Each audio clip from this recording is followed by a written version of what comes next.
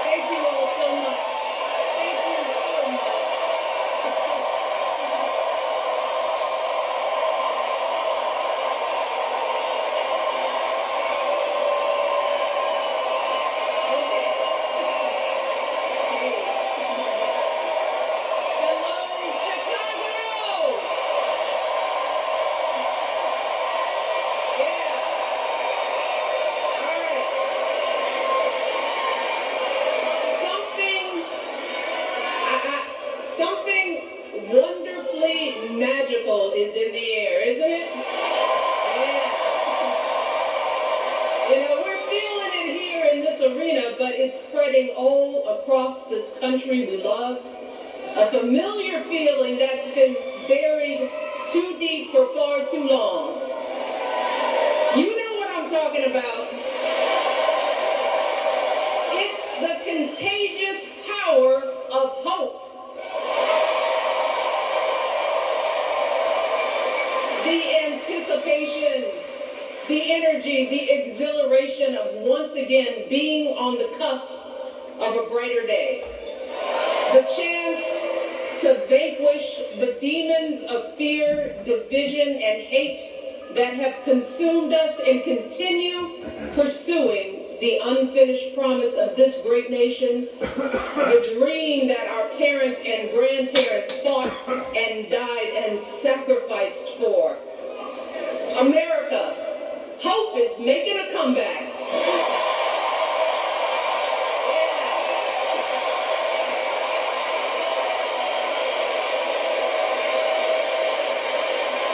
But, to be honest, I am realizing that until recently, I have mourned the dimming of that hope. And maybe you've experienced the same feelings, that deep pit in my stomach, a palpable sense of dread about the future. And for me, that mourning has also been mixed with my own personal grief. The last time I was here in my hometown was to memorialize my mother, the woman who showed me the meaning of hard work and humility and decency, the woman who set my moral compass high and showed me the power of my own voice. Folks,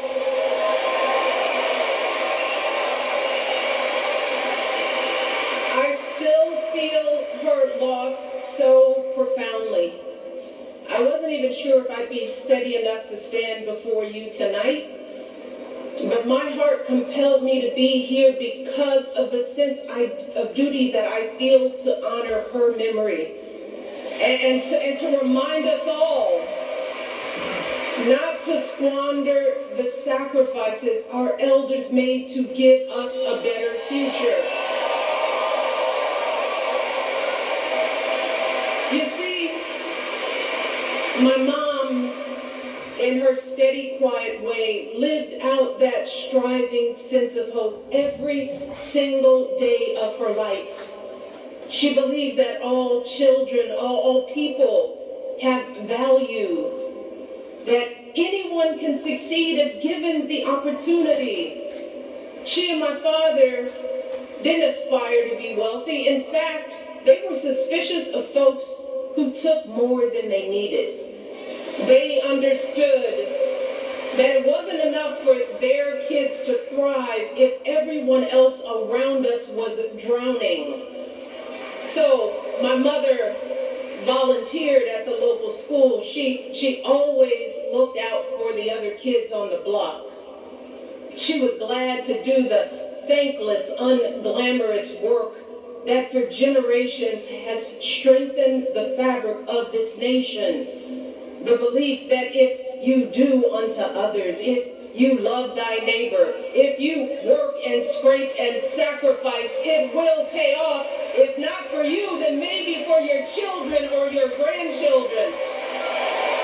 You see, those values have been passed on through family farms and factory towns, through tree-lined streets and crowded tenements, through prayer groups and National Guard units and social studies classrooms. Those were the values my mother poured into me until her very last breath. Kamala Harris and I built our lives on those same foundational values. Even though our mothers grew up an ocean apart, they shared the same belief in the promise of this country. That's why her mother moved here from India at 19. It's why she taught Kamala about justice, about the obligation to lift others up, about our responsibility to give more than we take. She'd often tell her daughter, don't sit around and complain about things, do something. So, with that voice in her head, Kamala went out and she worked hard in school, graduating from an HBCU, earning her law degree at a state school. And then she went on to work for the people, fighting to hold lawbreakers accountable, strengthening the rule of law, fighting to get folks better wages, cheaper prescription drugs, a good education, decent health care, child care, elder care. From a middle-class household, Kamala worked her way up to become Vice President of the United States of America. My girl, Kamala Harris, is more than ready for this moment. She is one of the most qualified people ever to seek the office of the presidency. And she is one of the most dignified. A tribute to her mother, to my mother, and to your mother too. The embodiment of the stories we tell ourselves about this country. Her story is your story. It's my story. It's the story of the vast majority of Americans trying to build a better life. Look, Kamala knows, like we do, that regardless of where you come from, what you look like, who you love, how you worship, or what's in your bank account, we all deserve the opportunity to build a decent life. All of our contributions deserve to be accepted and valued.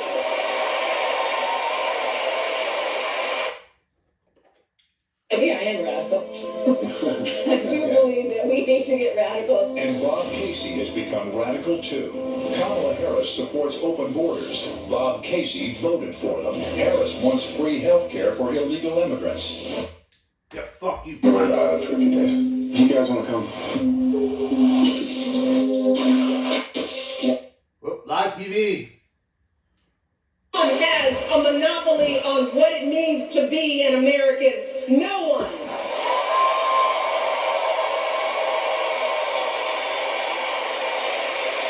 Kamala has shown her allegiance to this nation, not by spewing anger and bitterness, but by living a life of service and always pushing the doors of opportunity open to others.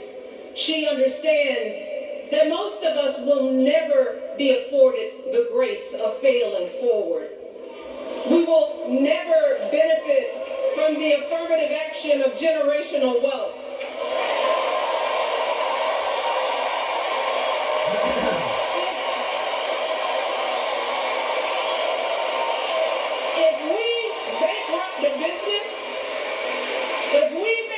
their business or choke in a crisis, we don't get a second, third, or fourth chance. If things don't go our way, we don't have the luxury of whining or cheating others to get further ahead. No. We don't get to change the rules so we always win.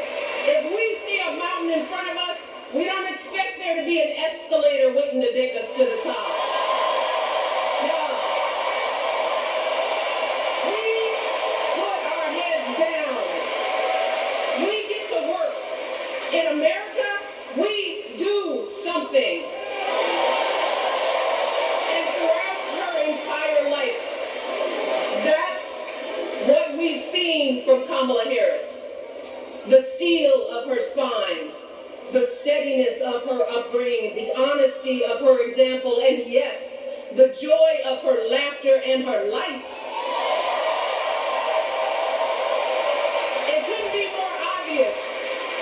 Of the two major candidates in this race, only Kamala Harris truly understands the unseen labor and unwavering commitment that has always made America great.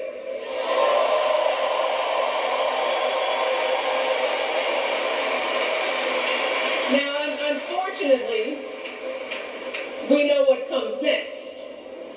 We know folks are going to do everything they can to distort her truth. My husband and I sadly know a little something about this. For years, Donald Trump did everything in his power to try to make people fear us. See, his limited, narrow view of the world made him feel threatened by the existence of two hard-working, highly educated, successful people who happen to be black.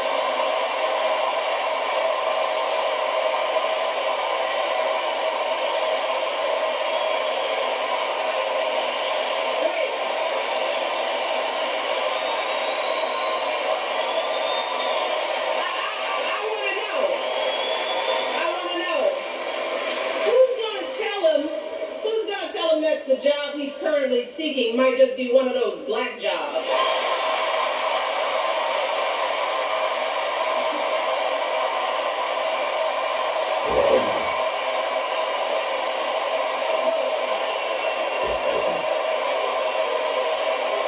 It's his same old con.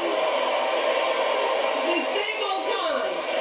Doubling down on ugly, misogynistic, racist lies as a substitute for real ideas and solutions that will actually make people's lives better. Look, because cutting our health care, taking away our freedom to control our bodies, the freedom to become a mother through IVF like I did, those things are not going to improve the health outcomes of our wives, mothers, and daughters.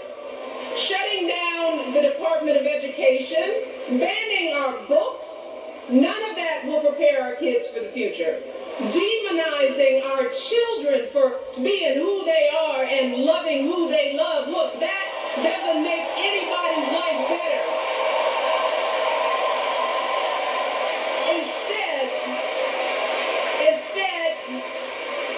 it only makes us small. And let me tell you this, going small is never the answer. Going small is the opposite of what we teach our kids. Going small is petty, it's unhealthy, and quite frankly, it's unpresidential.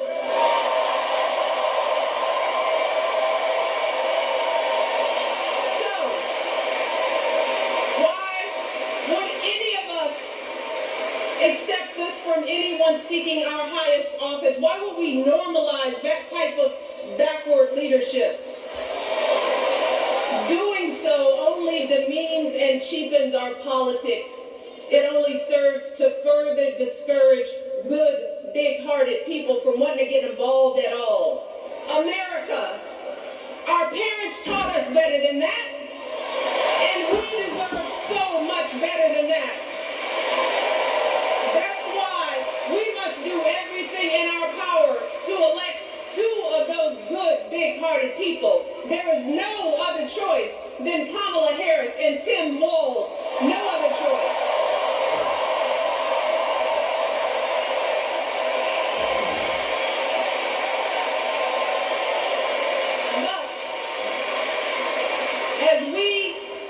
embrace this renewed sense of hope. Let us not forget the despair we have felt. Let us not forget what we are up against. Yes, Kamala and Tim are doing great now. We're loving it. They're packing arenas across the country. Folks are energized. We are feeling good.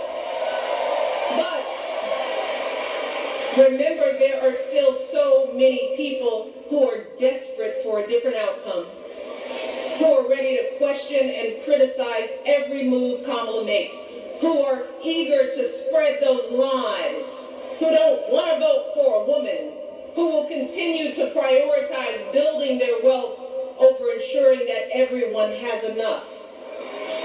So no matter how good we feel tonight or tomorrow or the next day, this is going to be an uphill battle. So folks, we cannot be our own worst enemies. No. See, because the minute something goes wrong, the minute a lie takes hold, folks, we cannot start wringing our hands. We cannot get a Goldilocks complex about whether everything is just right.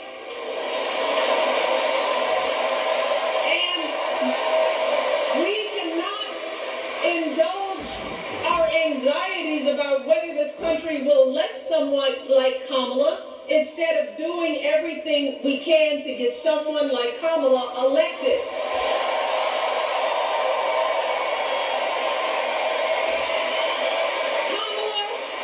And Tim, they have lived amazing lives. And I am confident that they will lead with compassion, inclusion, and grace. But they are still only human. They are not perfect. And like all of us, they will make mistakes. But luckily, y'all, this is not just on them. This is up to us, all of us, to be the solution that we seek. It's up to all of us to be the antidote to the darkness and division.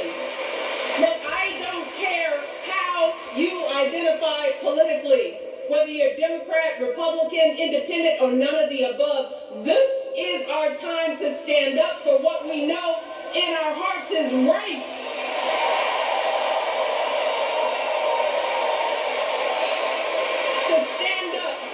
Not just for our basic freedoms, but for decency and humanity, for basic respect, dignity, and empathy, for the values at the very foundation of this democracy. It's up to us to remember what Kamala's mother told her. Don't just sit around and complain, do something. So, if they lie about her, and they will, we've got to do something. If we see a bad poll, and we will, we got to put down that phone and do something. If we start feeling tired, if we start feeling that dread creeping back in, we got to pick ourselves up, throw water on our face, and what? We only have 2.5 months, y'all, to get this done. Only 11 weeks to make sure every single person we know is registered and has a voting plan. So, we cannot afford for anyone America to sit on their hands and wait to be called. Don't complain if no one from the campaign has specifically reached out to you to ask you for your support. There is simply no time for that kind of foolishness. You know what you need to do. So, consider this to be your official ask. Michelle Obama is asking you, no, I'm telling y'all to do something.